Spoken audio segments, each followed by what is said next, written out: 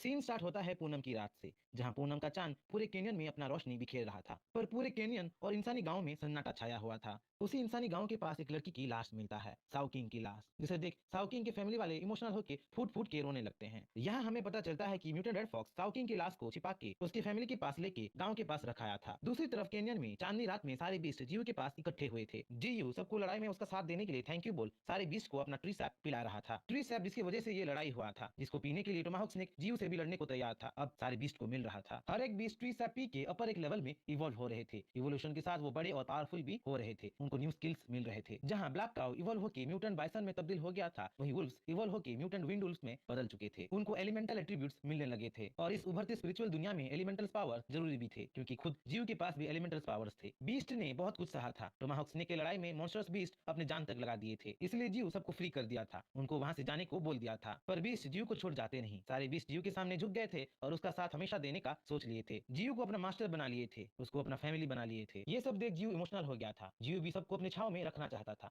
उनको प्रोटेक्ट करना चाहता था, उनको बढ़ते देखना चाहता था। दुनिया बहुत बड़ी थी और उस बड़ी सी दुनिया के बहुत सारी चीजों को वो अभी तक नहीं जानते थे। उसी बड़ी दुनिया के खतरों के बारे में वो नहीं जानते थे, पर स्ट्रॉन्गर बन के एकजुट होकर उस बड़ी सी दुनिया के लिए अपने आप को प्रिपेयर वो जरूर कर सकते थे। टोमाहोक स्नेक से लड़ाई खत्म हो चुका था, पर माहौल को देख के लग रहा था कि बैटल कभी हुआ ही नहीं था। सारे बीस्ट को अपने पास देख जीव खुश हो रहा था, अपनी फैमिली को वो अपने पास देख खुश हो रहा था। केनियन के एरिया में अब जीव का राज चल रहा था और अपने सारे बीस्ट को वो कुछ ना कुछ रेस्पॉन्सिबिलिटीज दे दिया था, कुछ ना कुछ काम पे लगा दिया था। जैसे पेरिग्विन फॉल्कन्स आसमान की पेट्रोलिंग करते रहते थे, वैसे ही विंड वुल्फ लैंड की पेट्रोलिंग करते रहते थे। वहीं बाइसन, क्रेन और मंकी बैटलफील्ड से बड़े बड़े पत्थर हटा रहे थे और म्यूटेंट रेड फॉक्स सबकी निगरानी कर रहा था। वो एक गार्डियन बना था। सब बीस्ट को छोड़ वहाँ एक ऐसा बीस्ट भी था जो कुछ काम नहीं कर रहा था, बस सुस्ता रहा था। और इसी आदत की वजह से जीव से हमेशा वो मार भी खाता रहता था। वो था हनीपॉट बैडजर, जो हमेशा जीव से लड़ता झगड़ता रहता था। हनीपॉट बैडजर और जीव झगड़ा कर ही रहे थे कि जीव को एक तेजदार रोशनी दिखता है। वो सन तो नहीं था, पर सन की तरह ब्राइट जरूर था। देखते ही देखते वो लाइट जीव की तरफ बढ़ने लगा था। अपनी तरफ लाइट के गोले को इस तरह से फुल स्पीड में आते देख जीव घबरा जाता है। लाइट को अपने वाइन से ब्रांचेस से रोकने की कोशिश करता है, पर लाइट पे कोई असर नहीं होता। लाइट फुल स्पीड से आके जीव के रूट्स में ठहर जाता है और एक टाइनी ह्यूमनॉइड स्पिरिट का रूप ले लेता है। यहाँ पे हमें पता चलता है कि वो स्पिरिट साउकिंग थी, क्योंकि जीव साउकिंग के बॉडी को अपने लाइफ एसेंस के साथ फ्यूज किया था, उसे अपना ट्री सैप पिलाया था। तो साउकिंग मरने के बाद एक म्यूटेंट सोल या स्पिरिट में ट्रांसफॉर्म हो चुकी थी। और क्योंकि जीव का रूट्स सोल नरिशमेंट कर सकता था, तो साउकिंग नरिशमेंट पाने के लिए, नरिशमेंट ऑब्जॉर्व करने के लिए जीव के रूट्स पे आके ठहरी थी। साउकिंग अब एक ऐसा स्पिरिट बन चुकी थी जिसपे फिजिकल अटैक्स का कोई असर नहीं होता था और अवेकन होकर वो टेलीपैथी पावर भी एक्वायर कर सकती थी। रूट से स्पिरिचुअल पावर ऑब्जॉर्व करके साउकिंग स्पिरिट बन के पहली बार अपनी आंखें खोली थी और अपने सामने जीव को पाई थी। इसलिए साउकिंग जीव को अपने मास्टर के रूप में इम्प्रिंट कर चुकी थी। क्योंकि साउकिंग के स्पिरिट को अपने प्रीवियस लाइफ के बारे में कुछ नहीं पता था, वो सब कुछ भूल चुकी थी, तो जीव साउकिंग को अपडेट करता है और उसे फिर से ही साउकिंग के नाम से बुलाने लगता है। जीयू प्रॉमिस करता है कि इस बार वो हमेशा उसकी प्रोटेक्ट करेगा, उसे पावरफुल बनाएगा। जहां जीयू और साउकिंग बातचीत कर रहे थे, वहीं हनीपॉट बैडजर साउकिंग के स्पिरिट को देख नहीं पा रहा था। हनीपॉट बैडजर सोचने लगता है कि जीव उसी से ही अच्छी अच्छी बातें बोल रहा है, वो शायद जीव के लिए बहुत इंपॉर्टेंट है। हनीपॉट बैडजर जीव से इतना अहमियत पा के खुश हो जाता है, शर्मा जाता है। वहीं साउकिंग का सर दर्द से फटा जा रहा था, क्योंकि उसे विजन्स आ रहे थे। हमें यहाँ पे पता चलता है कि साउकिंग और साउलिंग ट्विंस थे, तो साउकिंग टेलीपैथी से अपने ट्विन सिस्टर साउलिंग से जुड़ने लगी थी। पहली बार टेलीपैथी यूज करके साउकिंग जोरदार हेडेक महसूस कर रही थी, तो जीयू साउकिंग के स्पिरिचुअल एनर्जी को स्टेबल करने के लिए अपना लाइफ एसेंस का ड्रॉपलेट्स साउकिंग के ऊपर डाल देता है। लाइफ एसेंस पा के साउकिंग देखते ही देखते ग्रो हो जाती है, उसकी पावर बढ़ जाती है। एक तरीके से साउकिंग अब एस्ट्रल प्रोजेक्शन करना सीख गई थी। साउलिंग से टेलीपैथी से कनेक्ट होकर वो क्लियर विजन्स पाने लगी थी और एस्ट्रल प्रोजेक्शन यूज करके खुद को और जीव को डायरेक्टली साउलिंग के रूम में ट्रांसपोर्ट कर ली थी। साउकिंग इतना स्ट्रॉन्गर हो रही थी कि अपने टेलीपैथी से कोमा में रहने वाली साउलिंग को वो पोजेस कर पा रही थी, उसके बॉडी को वो मूव कर पा रही थी। पर उसकी भी एक लिमिट थी।